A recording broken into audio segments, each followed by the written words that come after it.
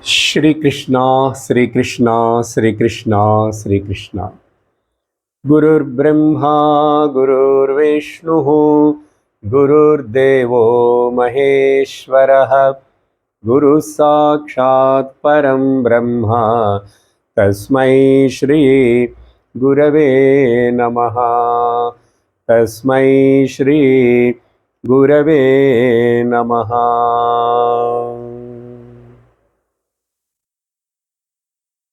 Hari Om Tat Sat. Srimad Bhagavad Gita. In the last class,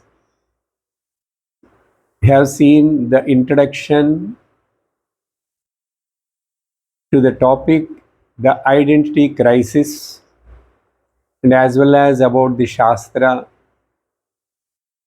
and how the Shastra will helps us to get out of from this identity crisis. Same time, we have started the first shloka of the Dhyana shlokas, which are composed by a great master, Madhusudana Saraswati Maharaj. And in that, the first shloka indicates that the Anubandha Chatushtayam,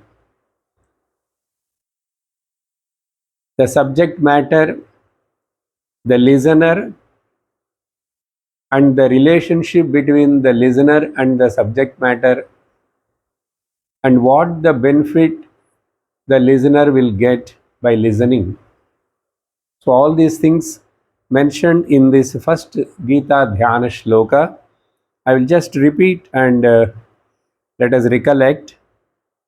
Om Pardhaya Pratibodhitam Bhagavata Narayanena Swayam Vyasena Gratitam Purana Munina Madhye Mahabharatam Advaitamrutavarshiniim Bhagavatim Ashtadashaധ്യായിനീം Amb त्वामनुसन्दधामि भगवद्गीते भवद्वेषिणीम्. In one way, this shloka is a namaskara to the Srimad Bhagavad Gita, considering the Bhagavad Gita as the mother, because we consider the entire Shastra Veda Mata. So that mother Bhagavad Gita, Shastra Mata, which removes the ignorance and because of which the samsara, the cycle of birth and death is removed. The transmigration of the jiva will be removed. So Bhavadveshini, who is the destroyer of the samsara, to that Bhagavad Gita, which is told by Bhagavan Shri Krishna, Sakshat Narayana Bhagavan himself, and which is composed by Vyasa Bhagavan while writing the Mahabharata. In the middle of that, this Bhagavad Gita, the song sung by the Lord himself for the sake of the entire humanity. Particularly, the teaching has taken place directly between Bhagavan Shri Krishna and the Arjuna. So, that knowledge, the wisdom about the life means the wisdom about the Jagat Jiva Ishvara, that communicates the one essence, single point, that is Advaita Amruta Varshini. There is no duality at all on any account. So that Amruta Varshini, which gives the immortality, whoever listens whoever understands and whoever digests. So this is the meaning of the first shloka we have seen. Now let us go to the other shlokas today. The second shloka, Namostu te vyasa vishala buddhe Ullara tapatra netra येन त्वया भारततैलपूर्णः प्रज्वालितो ज्ञानमयप्रदीपः. This is the namaskara to that Vyasa Bhagavan, who is nothing but the another incarnation of the Bhagavan Narayana himself. Vyasaya Vishnu Rupaya Vyasa Rupaya Vishnave. So, salutations to that Vyasa Bhagavan. Vyasa means itself is the expansion. Vyasa, who expanded the Vedas and kept them in a proper order and taught to different disciples and made those Vedas and also written the Panchama Veda, Mahabharata, and he made them to propagate. Being he's having a very, very broad mind, Vishala Buddhe. So the definition for the Vyasa word, the poet is mentioning in the shloka itself, Vishala Buddhi, a broad vision, the broad mindedness for the benefit of the entire humanity, for the coming future generations, and who is having a very beautiful eyes like the Bhagavan Sriman Narayan or the Vishnu, because the incarnation same, and his eyes are the like the petals of the bloomed rose lotus flower, and because of whom in the oil of the Mahabharata, this is a simile given by the poet. If you take a bowl of oil, and in that oil is considered as the Mahabharata, and in that the wick and the flame which is burning is the Mahabharata is the oil, and the wick is the Prajwalitaha Gnanamaya Pradipaha. What is that lamp? It is a lamp of knowledge, which is where it has lighted in the oil of the Mahabharata. So, a beautiful comparison and the simile given by the poet here, the oil Mahabharata and the flame burning is the Gnana Pradipa, Gnanamaya Pradipam, which is full of wisdom, which wisdom is the ultimate wisdom, which wisdom is required for every human being, whether they know it or not. And that Gnanamaya Pradipa, it is not only a simple lamp or it will burn only for certain time, because any lamp we give the comparison, once the oil gets over, that wick will extinguish. So it is not like that.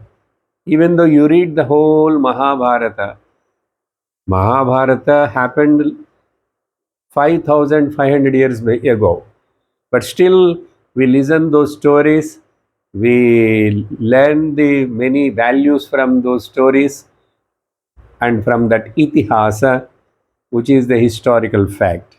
So this is the second shloka, meaning salutations to the sage Vyasa Bhagavan. Then third shloka, Prapanna Parijataya Totravetraikapanaye Gnanamudraya Krishnaya Gita Amrutaduhe Namaha. In this shloka, the salutations to Bhagavan Shri Krishna, who is a very much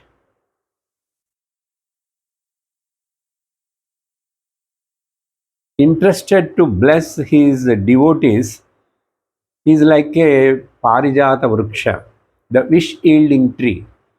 As the people go near the wish yielding tree and pray, it will fulfill their wishes, desires.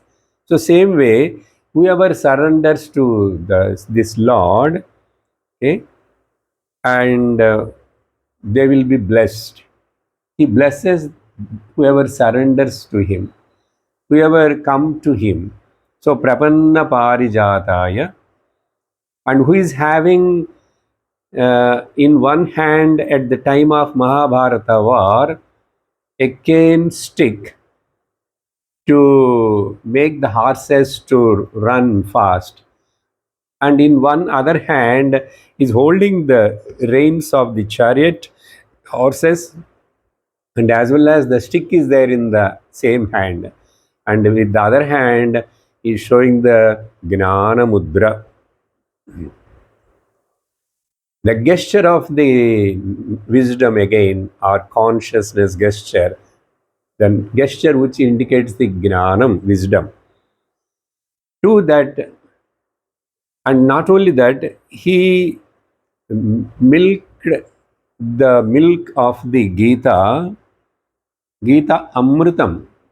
It is not the normal milk, Gita Amritam, who milk the essence of the Upanishads and given in the form of the Bhagavad Gita to that Krishna, we salute. Salutations to that Lord Krishna, Prapanna Parijataya, Gnana Mudraya, Krishnaya. Then comes the continuation of this sloka. Just now I said that the Amritam taken from the Upanishads. So the next shloka is again a namaskara to the that knowledge, the Amritam, Bhagavad Gita. Fourth shloka. सर्वोपनिषदो गावः दोग्धा गोपालनन्दनः पार्थो वत्सः सुधीर्भोक्ता दुग्धं गीतामृतं महत्. This Gopalanandana, who born in the family of Nanda as the son of the Nanda Bapa, cowherd Nanda, and that Gopala Nandana, who made this entire Gokulam and the Gopalas happy. So Gopala Nandana, he taken the milk, he milked from the cows of the Upanishads. Here again simile, because the Gita Amritam, Advaita Amrita Varshini is the essence of the Upanishads. So if you keep all the Upanishads as the cows and the cowherd, the milkman, he who taken out the milk from those cows, Upanishads, which is in the form of the Gita Amritam, and made the calf of Arjuna to drink. That means Sarva Upanishads are Gavaha. The milker is the Gopalanandana, and the Partha Arjuna is the calf which enjoyed that Amritam, the milk, and that Arjuna, Vatsa, is a very, very sharp, intellected person. Sudhihi, single pointed, devoted. That's why Bhagavan Krishna selected Arjuna among many people in the Mahabharata time. He is a fit student, and he is very much ready to listen from the Lord Krishna. So that's why he is a very Sudhihi. We are also, if we all showing interest to listen to Bhagavad Gita and listening sincerely, then we are also having the Sudhihi. Not it is a sharp intellect, but it is a proper intellect. That's why intellect may be there for everybody, but everybody are not intelligent. Intellect may be there, but everybody is not intelligent. So here Sudhihi means who chooses this path, who chooses to listen to Bhagavan's words. So Bhagavan given that Gita Amritam, which is Mahat, very, very valuable. There is no comparison to the value of this Upanishads, the essence of the Upanishads, the Gita, Bhagavad Gita. There is nothing you cannot compare with anything. It's very, very great, supreme knowledge. Then next shloka, also again Krishna Namaskara, that Gopalanandana Bhagavan Shri Krishna, born in the family of the in the Vasudeva, born to the Vasudeva. Vasudeva Sutam Devam Kamsachanuramardanam Devaki Paramanandam Krishnam Vande Jagadgurum. Who born as the son of the Vasudeva and given a extreme joy to the Devaki, Paramanandam, to that Lord Devam, who killed the Kamsa, Chanura, and etc. other Rakshasas, and who become the Jagat Guru. The Jagat Guru is Bhagavan Shri Krishna. So, salutations to that Jagat Guru Krishna, who is the son of the Vasudeva and the who is the giver of the extreme supreme joy to Devaki, and who is the destroyer of the demons, to that Lord Krishna salutations. Krishnam Vande Jagadgurum, Krishnam Vande Jagadgurum, Krishnam Vande Jagadgurum, Krishnam Vande Jagadgurum, Krishnam Vande Jagadgurum, Krishnam Vande Jagadgurum. Then the next sixth shloka, also a namaskara to Bhagavan Shri Krishna, who acted as the boatman. There, in the previous shlokas, we are telling as the milkman, but here a boatman. Kaivartakaha Keshavaha. To that Lord Keshava, who is the killer of the demon Keshi, Keshavaha, or who is having a very beautiful curly hairs, is called Keshavaha. And also Kaivartakaha, he is the boatman who made the Pandavas to cross over the river of the Mahabharata war. So here again the poet comparing the Mahabharata war with a river. What kind of river? It is very, very flooded, turbulent, very, very forcibly. Now see how the description he gives. भीष्मद्रोणतटा जयद्रथजला गान्धारनीलोत्पलशोभितम् Nilotpala शल्यग्राहवती कृपेण वहनि कर्णेन वेलाकुला Ashwatthama विकर्णघोरमकर दुर्योधनावर्तिनी सोत्तीर्णा खलु पाण्डवैरणनदीः कैवर्तककेशवः.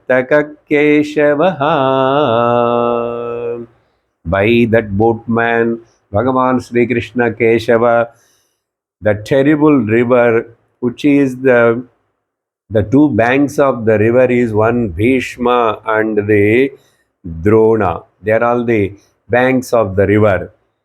And that Jayadratha is the water. And in the water, there is a big rock in the middle. Gandhara, the king of the Gandhara, standing like a Nilotpala. The one meaning in some places they say it is a blue lotus. Okay? Blue lotus, Nila Utpalaha. But here in the middle of the river, generally lotus won't grow. But here that means in between a blue rock which is standing in the middle as a hurdle. So Gandhara Nilotpala. And the Shalya Grahavati. The Shalya is like a shark, and Krupacharya, Krupena Vahani, the inner current, the water under current is the Krupa, and Karna is the Velakula, the big tides and the waves of the river, Velakula, Ashwadhama, Vikarna, etc. All these people are like the Ghora Makaraha, a terrible crocodiles in the middle, and the final Duryodhana Vartini. Duryodhana is like a viral pool in the middle, and such a terrible river, which is the Mahabharata war, consisting of so many great warriors and people. But still, really, indeed, the Pandavas are able to cross over this river and conquer. They won the war and got the victory on the Kauravas.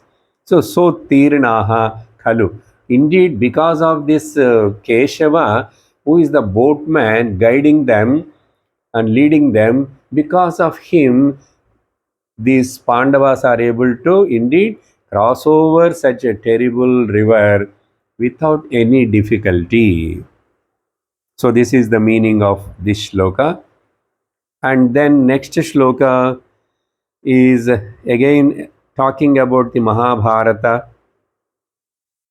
and which is consisting of this Bhagavad Gita.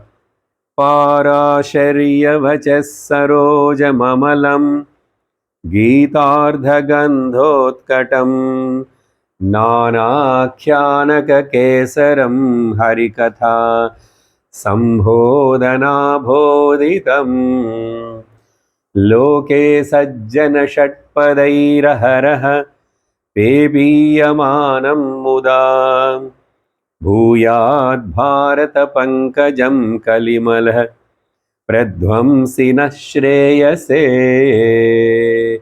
for the benefit of all of us. Naha Shreyase, for the well-being of all of us.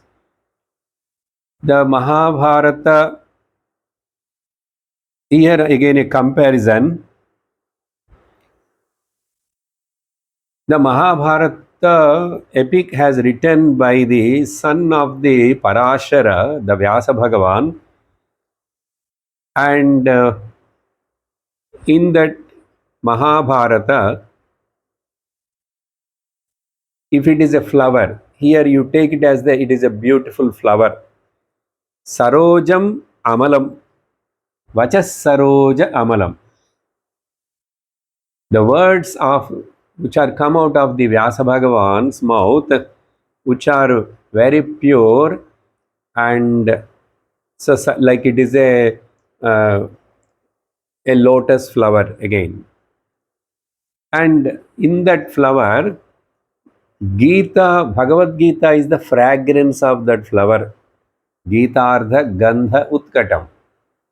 If the Mahabharata is a flower and which has blossomed from the Vyasa's mouth in the form of the words, and the fragrance of that flower is the Bhagavad Gita. And that Mahabharata, Bhagavad Gita is the fragrance, and the flower will have lot of inner filaments. Nana Akhyayikaha. There are so many stories. Nana Khyana Kesaram. All these filaments are different stories which are told, written in the middle of the Mahabharata. And not only that, Arikatha also. In and through, the theme is the Dharma. Dharma is equal to Brahma. So it is talks about the Harikatha, Sambhodhana Bodhitam. Without telling, it is telling the only the story of the Lord only. So Harikatha, that's why they call. Only his story only is the real story. All other histories are all bluff. His story is called history. So if at all we want to listen the story, we must listen his history, his story, the Bhagavan's. So Harikatha, Sambhodhana Bodhidam. And to listen, to get the fragrance of this flower, to enjoy and get the bliss of these kathas of the Bhagavan Sri Hari, in the world, so many great people, wise people, saints, Sajjanaha, the good people, righteous people, who came to this flower in the form of the bees. Bees will come attracted by the flower and they come and enjoy, take the honey. So, Sajjana Shatpadaihi, the bees of these good people, bees, the good people who are in the form of the bees, like, came to this flower and enjoyed Pepiyamanam Muda. Again and again, they are drinking the nectar of this flower and enjoying that smell and the taste of the honey, which is nothing but the Gita Amrutam and Harikatha. Bhuyat Bharata Pankajam. And this Bharata flower, Pankajam, the lotus flower, which is consisting of the Harikatha and as well as the fragrance of the Advaita Makarandam Gita. Let it remove the difficulties and problems and the impurities of the Kali Yuga. Kali Mala Pradvamsi. In this Kali Yuga, if you want to escape and protect ourselves from the effect of this Kali itself means the Kalaham. Kalaham means fight.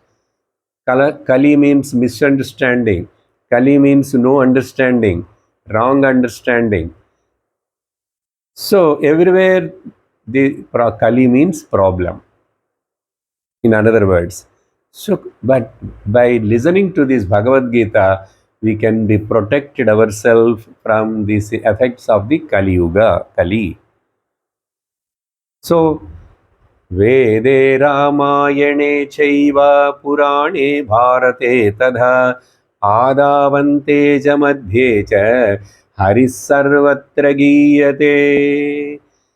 You take 18 Puranas or Vedas or Upanishads or anywhere from the top to the bottom or the middle, beginning, in the end, and in the middle, whether it is Ramayana or Bharata, Bhagavata, anything, everything is talks about the Hari only. Here, Hari means Atma. Hari means Brahman. Hari means the destroyer of the sins. Harati Ripuhu iti Harihi. Harati Papam. So, Hari means here not the particular a form of God, Chaturbhuja, Shankha, Chakra, Gada, Padma. That is a Purana's description. Let it have in our mind that form, no problem.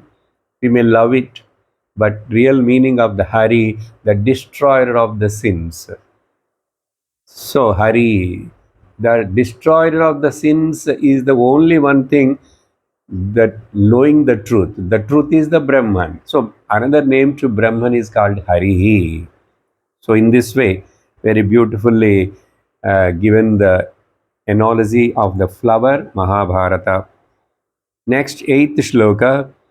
Mukam karoti vachalam pangum langhayate girim yat krupatamaham vande paramanandamadhavam. Because of whose grace, yat krupaya, a dumb person can speak. A crippled person, a lame person can climb the mountain because of whose grace. So, to that,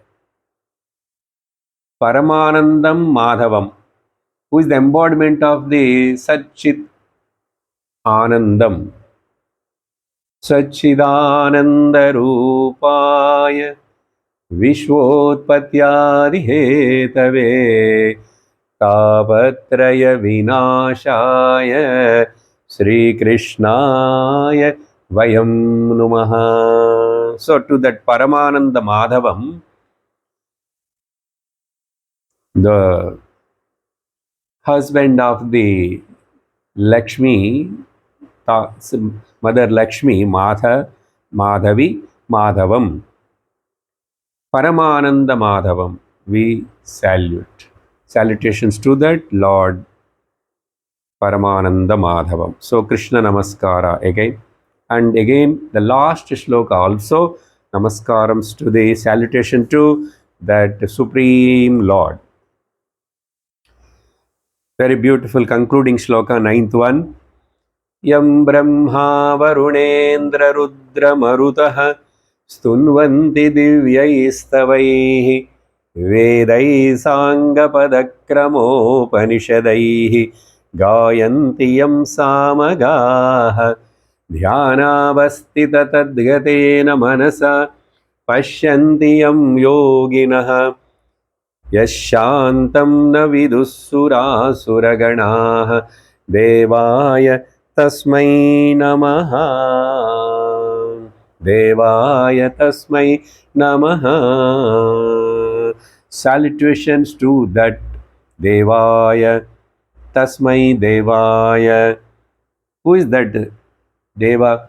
This shloka, this author taken original as it is from the Srimad Bhagavata Mahapuranam, 12th canto, the last chapter, 13th chapter, and the first shloka. There, Suta Mahamuni, concluding the Bhagavata Katha and telling to the Shaunakadi Rishis, that time he chants this shloka. So, this Madhusudana Saraswati took that particular shloka and kept it here. That Lord, who is that Lord? Who is worshipped by, praised by Brahma, Varuna, Rudra, etc. and all the gods. Marutaha, the wind god, all of them. In fact, all the 3 crores of gods or 33 crores of gods according to Purana, Stunvanti, they praise, they sing about the Lord with a divyaihi stavaihi, very beautiful hymns. Om Sahasrasirsha Purushah Sahasrakshas Sahasrapad, like that. Om Sahasrasirsham Devam Viswaksham Vishwashambhuvam, with so many different suktams and stotrams, divyaihi stavaihi. And not only by these gods, this the Supreme Lord is praised, worshipped, sung by all the Vedas. Just now I chanted one shloka, no? Vede Ramayane Chaiva Purane Bharate Tata. Vedaihi, all the 4 Vedas also, and the Veda Angas also, particularly in that singing part means comes in the Samaveda. Samaveda is only uh, uh, easy, only can be sung. So Samaveda means itself singing. And by that Samaveda chanters, which they generally use different variety of chantings, singing, Sa Anga Pada Krama Upanishadaihi, even Upanishads indirectly, many places, are these Vedas, are the chanters of the Samagana. The Samagana chanting is interesting. Here, being the point has come, I will just tell what is this Krama, Pada Krama, like that. Okay. For example, generally in the chanting, in the singing part of the Vedas, particularly Samaveda is different in that 4 varieties are there, 5. One is Samhita Pataha, then Padapatha, Kramapatha, Jatapatha, Ghanapatha. Okay, just for interesting sake only, I am taking 1 minute of this. For example, this Siva Panchakshari mantra. If you want to say that Siva Panchakshari Namah Shivaya, it is told in 6 different ways chanted. For example, now Samhita Patha Namah Shivaya Cha, they say like that. That is called Samhita Patha. If you want to say Pada Patha Namaha Shivaya Cha, if it is a Krama Patha Namah Shivaya Shivaya Cha, if it is a Jata Patha Namah Shivaya Shivaya Namo Namah Shivaya Shivaya Cha Shivaya Shivaya Cha. Now, final beautiful one comes Ghanapatha. That's why Ghanapatha, if you listen, even we don't know anything, we'll feel so thrilled.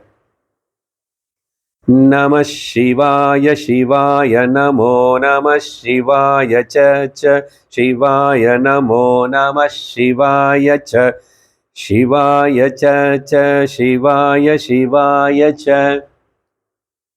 So very interesting. Like this, it's only a 5 letters mantra, but they will sing for many things, big things also, Ghanapatham. So anyhow, just for interest sake, nice. Now, not only that, uh, in the dhyana, in their deep meditations, yoginaha who sees the ultimate goal in their heart, dhyana avasthita tad ghatena manasa, the mind absorbed in the deep meditation by these yogis who sees in their heart, and yes, shantam, who is the form of the shanti samruddham amrutam, shanti swarupam, shantam. And this Bhagavan, this Lord, Supreme Lord, In fact, Sura Asura Ganaha Naviduhu. Nobody is not knowing ultimately, completely about this Lord, either Devatas or the Asuras. To such a supreme great Lord, salutations. So, like this, very beautifully, these 9 dhyana shlokas, which are meant for first some namaskaras to Lord Krishna, to Vyasa Bhagavan, and to the Mahabharata itself. In this way, 9 dhyana shlokas we have completed. Now, let us enter into the first chapter of Srimad Bhagavad Gita. Generally, people neglect or think that in the first chapter of Bhagavad Gita there is nothing big. It is only who are all there in the war field, who are all standing there, how the war started, like that. People generally think that, or some teachers also may overtake and go to the straight away the second chapter. Bhagavan Shankaracharya started writing Bhashyam from the second chapter. So why we have to read the first chapter? They may think like that. But why Bhagavan Shankara didn't write, that is a different question. Because in his Bhashyam, he has to write about so many other things, 18 chapters. So he don't want to waste the time there, and he wants to write in in a simplified form. So maybe that is the reason, whatever may be, but we must know the importance of the first chapter of Srimad Bhagavad Gita. Before entering into this first chapter of Srimad Bhagavad Gita, which is titled as the Arjuna Vishada Yogam, the yoga of Arjuna's grief, how grief will become yoga. So we'll come to that point later. Now, I would like to share and see some points what Bhagavan Adishankara in his Anubandha Bhashyam, that means before he was commencing the commentary on Srimad Bhagavad Gita, what are the points he mentioned? In that, only very few, which is very relevant and for us to understand, I will just explain them first. Of course, we have seen already Anubandha Chatushtayam, the subject matter, the eligibility, okay, who is qualified, and the relationship between the two, and phalam. Then Bhagavan Shankara didn't mention there, or we also not discussing deeply here, because generally sadhana chatushtaya sampatti, the fourfold qualifications, we are just told that adhikari, qualified person. What are that qualifications? So Shastra is very particular in the other many prakarana granthas, those sadhana chatushtayams are analyzed and explained.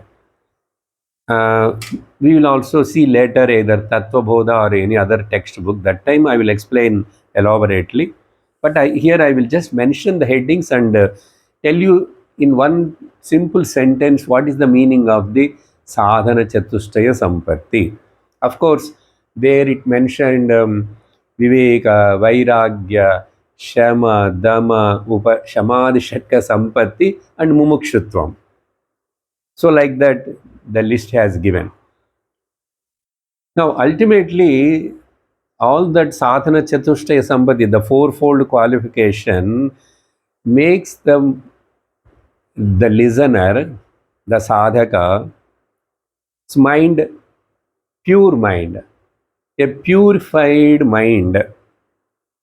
The purity of the mind, if anyone having, that is called sadhana chatushtaya sampatti is having fourfold qualification. Now, purity of the mind also I will simplify and tell you. Okay, one is purity of the mind means readiness to change and developing the ability to change. Readiness to change. Change for what? Change for good. Change for good. Or otherwise, I will put it in this way: readiness and ability to listen. Because when it comes to the Shastra, the first important part is the Shravanam, listening. So the readiness to listen, and I am ready, but I have no ability. So the fourfold qualifications, if you have, or if you try to have them, develop them, you will get the purity of the mind. The purity of the mind is for what? To listen, readiness to listen, and ability to listen. So this is the one important point. And then Bhagavan Shankara uses two important words there. This Bhagavad Gita, Bhagavan Sri Krishna, Sakshat Narayana Bhagavan, took the avatara for with a purpose to establish the Dharma Samsthapanardhaya, to destroy the wicked people. That all Bhagavad Gita itself will mentions. But what Shankara mentions here is, because of the custodians of the Dharma, please listen carefully, the custodians who protects and maintain the Dharma and teach the Dharma in the society, a particular set of people, because the society is divided into four groups, not for the sake of the groupism or to fight. For example, ruling community, business community, and labor community. Then teaching community should be there. These four are needed for the society, to any society to grow and become prosperous. So in that, the teaching community is called Brahmanas. Now what happened in the course of time, the ages goes, yugas and the kalam, these custodians of the dharma, the Brahmanas, are become perverted. They were also get diverted because of their over desires and all that. They also become adharmic. So Brahmanatva is not there. Brahmanas are there, Brahmanatvam is not there. So Shankara says that Brahmanatvasya rakshanardham. Brahmanatvasya rakshanardham. Bhagavan took the avatara because he want to again make the world to his creation world to continue smoothly and perfectly. If the Brahmanatvam is protected, then automatically Vedic Dharma will be protected. Okay, listen carefully and properly. Brahmanatvam here, it is not, we are not dividing and doing like that. Many times in satsangs we explain later. Who are listening first time, be careful. You have to listen in so many angles. Brahmana meaning is what? It is not the Kula Brahmana or Jati Brahmana. It is a Guna Brahmana is important.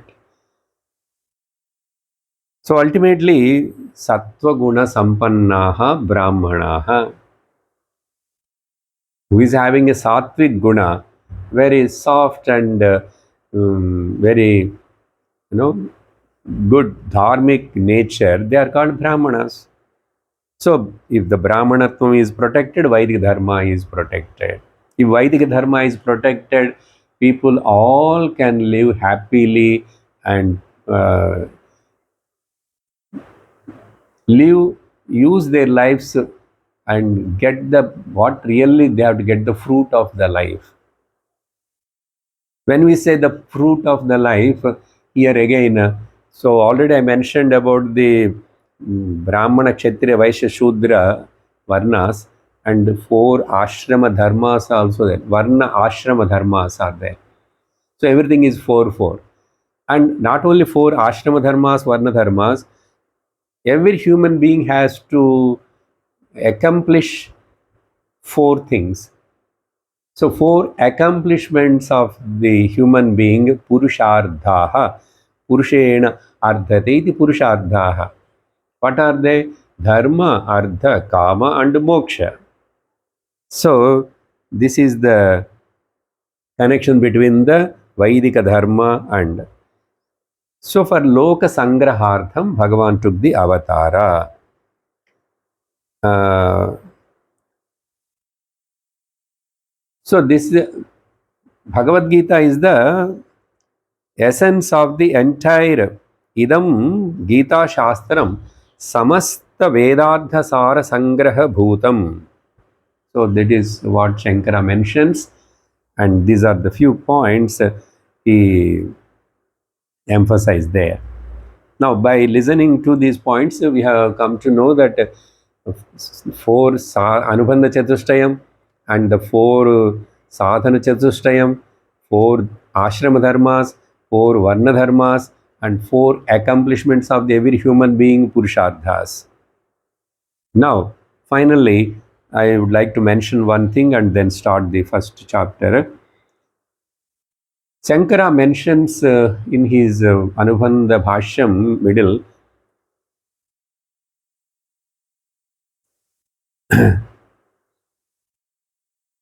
Gnanam Sannyasa Lakshanam, or Sannyasam Gnana Lakshanam. If a person is a renounced person means he should have the Gnanam. So the purpose of the renunciation is to establish in the Brahma Gnanam. So Sannyasam Gnana Lakshanam. If Gnani means, now I will give you a simple definition for this, don't afraid of sannyasa and all that. What Shankara meant by saying like that, for us to understand first, in the first level, simple, means ability, listen carefully, ability to say everything is belongs to me, or ability to stay nothing is belongs to me. You got the point? Ability to tell, to say everything is belongs to me, or ability to say nothing is belongs to me, is called the attitude of sannyasa. If anyone can achieve this, he is a gnani. Okay, further clarification when we go into the different topics, we'll understand. Just I want to put in front of us what Shankara's broad vision, and is a great visionary, and his bhashyam, how great, how much. So he says that people, for understanding this such a Bhagavad Gita, essence of the Upanishads, they find very difficult. Many people will tell from their own angle. If a Advaiti sees that, a Dvaiti sees it, he sees only the bhakti in that. If he's a Visishta Advaiti sees in that, he says Visishta Advaitam only. And if Advaiti sees only, he sees the Advaita Gnanam. But for all of us, we see only difficulties in understanding the Bhagavad Gita. So after so many commentaries and many people, many ways told, but still there is no comprehensive grasping or understanding. There is a difficulty among the people. So Shankara felt that that's why I am going to write as much as possible simply to make the total essence of the Bhagavad Gita, what is the meaning of it actually. So he proceeds to write the Bhashyam. Now let us come to the chapter 1. ॐ श्री परमात्मने नमः। अथ प्रथमोऽध्यायः. Every chapter generally we remember the Lord and tell the chapter number. Arjuna Vishada Yogo Nama. So this chapter titled, I told all these chapter titles and the divisions are done by that great master, not original in Bhagavatam or Bhashyam. Now the first shloka. धृतराष्ट्रमुवाच धर्मक्षेत्रे कुरुक्षेत्रे समवेतायुयुत्सवः मामकाः पाण्डवाश्चैव किमकुर्वत Sanjay. This is how the Bhagavad Gita starts. Now we have to go slowly because many of the fundamentals are there in the first chapter. As I mentioned a few minutes back, we should not ignore. Here everything is very important. Even it looks like some telling the story like. Once if you understand the first chapter thoroughly, then easy to understand, comprehend the other chapters' meanings also. Now here, the Bhagavad Gita, first shloka, the uttered by Dhritarashtra. You know Dhritarashtra is the king and he is the Sarvabhauma. He said like this. Dhrita will see some of the words meanings also. Because any statement, any word in the Shastra, any mantra, when we are reading, listening, we must see it in from three different angles. Any statement, any mantra, any shloka, anything. One is Adi Bhautika angle. That means accepted to our faculties. Okay, easily our faculties means our sense organs and mind grasp it, accept it. So that is Adi Bhautikam. And then Adi Daivikam. That means that same statement or the same word or the shloka should be seen from the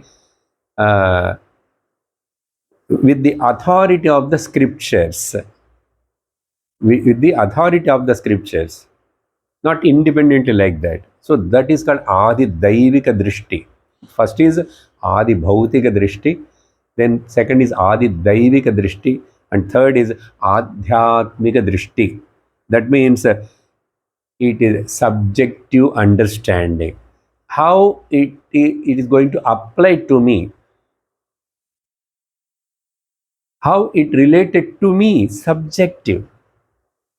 In the spiritual path, the important word is the listener, the seeker, the mumukshu should have this attitude of subjectiveness. This is meant for me, to me. It's not for Arjuna or for somebody. So remember these three angles: Adi Bhautika Drishti, Adi Daivika Drishti, Adhyatmika Drishti. So keeping this in the mind now, Dhrita Rashtra Uvacha. Dhrita means firm, strong.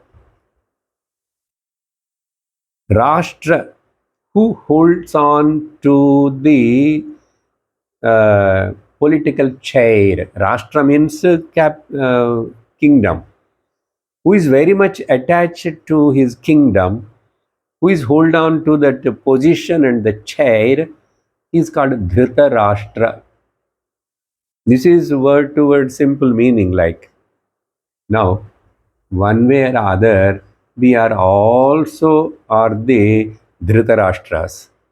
Even though we are not the political persons or the political leaders, how, in what way? We are all holding on to this physical body and thinking that I am this body. That itself is the biggest problem. That is what we discussed in the first class, identity crisis. So the Dhritarashtra, naturally, who is hold on to the chair and the position, then he neglects everything and he will be totally engrossed by that uh, name and fame and the position, and then ahankara, mamakara will come. So here the Dhritarashtra word meaning implies. Now subjectively we have to check ourselves. Am I hold on and hold on to any of these kind of things? That's why I told that we are all basically holding on to this body and considering this body as even Shastra Guru says many times you are not the body, but still we are holding on to this. As long as you hold on to this body, you will suffer. As long as the Dhritarashtra hold on to the chair and my children, my people, my kingdom, then he lost everything. He got destroyed by himself with his own hands, his own family. So Dhritarashtra, then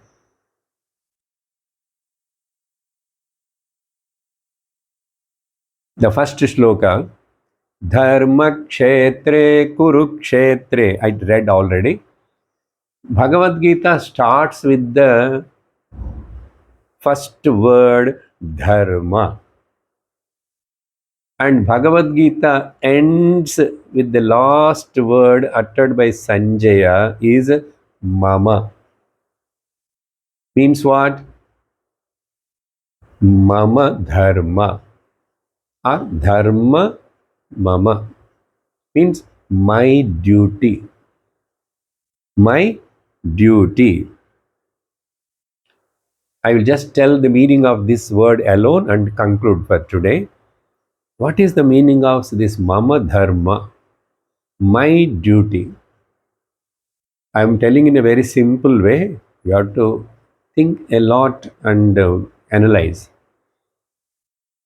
Mama Dharma means balance between the involvement and withdrawal. Having the freedom to involve and the same freedom, amount of freedom to withdraw. This involving and the withdrawing with freedom, how much, how far, not further. That is called. In Sanskrit, if you want to say, pravritti, nivritti. How much I have to do, pravritti means involving, how much I have to withdraw and come back. Where, when. This is called Mama Dharma. We will listen more detailed in the next satsang. ॐ पूर्णमदः पूर्णमिदं पूर्णात् पूर्णमुदच्यते पूर्णस्य पूर्णमादाय पूर्णमेवावशिष्यते ॐ शान्ति शान्ति शान्तिः हरिः ॐ श्रीगुरुभ्यो नमः हरिः ॐ हरि ओम तत्सत्